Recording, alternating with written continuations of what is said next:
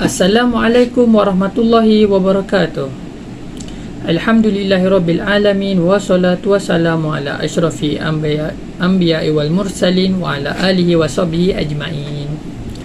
Alhamdulillah, hari ini saya akan menerangkan sedikit berkenaan dengan tajuk poligami.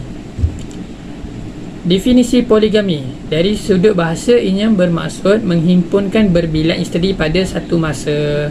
Dari segi dewan bahasa pula ianya bermaksud amalan beristeri lebih pada seorang pada masa yang sama. Hukum poligami. Poligami terbagi kepada 3 hukum. Yang pertama ialah haram. Ianya jatuh kepada hukum haram apabila seseorang lelaki itu berasa tidak mampu dan akan mendatangkan kemudaratan kepada isteri-isterinya dari segi tanggungjawab dan juga kemampuan untuk menyara. Yang kedua, makruh. Ianya jatuh kepada hukum makruh apabila berpoligami itu tanpa keperluan dan akan mendatangkan kemudaratan kepada isteri-isterinya.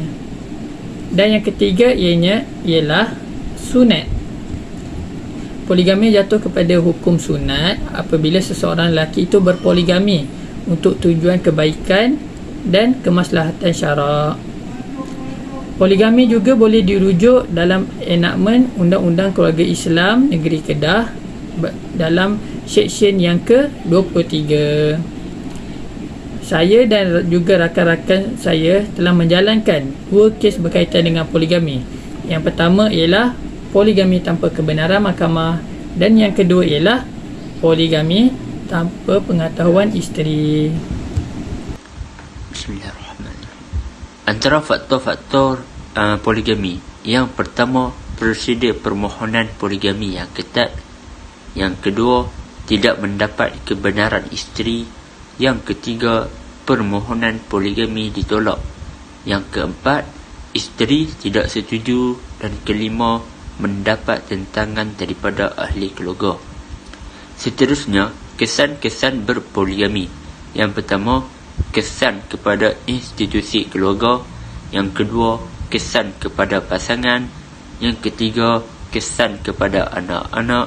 Yang keempat, hubungan suami isteri menjadi kucing kecil. Yang kelima, suami mula leka dengan tanggungjawabnya. Akhir sekali, yakni cadangan penambah baikan.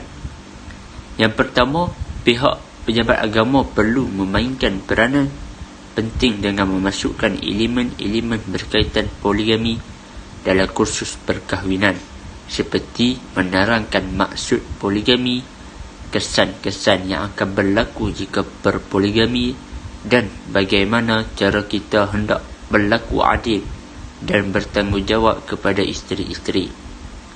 Yang kedua, suami perlu memainkan peranan yang penting dan perlu memikirkan tentang kesan-kesan yang akan dihadapi setelah mengambil keputusan untuk berpoligami. Yang ketiga, suami juga perlu bertolak ansur dan menghormati keputusan isteri dan ahli keluarga yang lain. Suami juga tidak boleh sewenang-wenangnya menyalahkan isteri dengan mengatakan bahawa tidak mendapat persetujuan itu menjadi sebab si suami mengambil keputusan untuk berpoligami secara rahsia. Setakat itu sahaja daripada kumpulan kami. Wabillahi taufiq wa hidayah. Assalamualaikum warahmatullahi wabarakatuh.